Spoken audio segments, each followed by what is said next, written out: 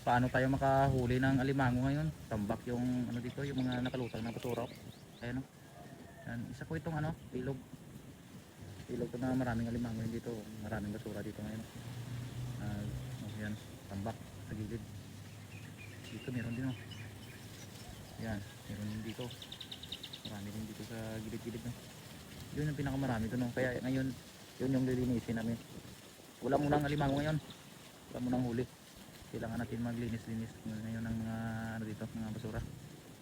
Sana kung makarating sa ano to sa mga nagustuhan tong panoorin to.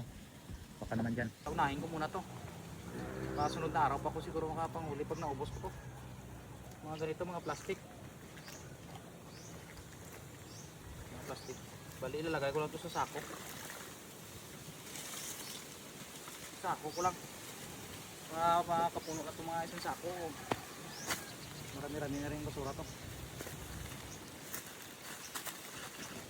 Ito po yung itsura nung before ako dumating dito. Ganito kakalat yung mga nandito sa gilid, mga plastic. At doon no, nakalutang. Meron pa doon sa kabila oh. Tapos kung titingnan nyo mabuti doon sa may bandang puno ng nipa, may mga plastic bottles pa na kasama doon. After nya, ganito na malinis na yung gilid doon. Tapos yung mga dito sa mga puno ng niyog dito na linis na rin.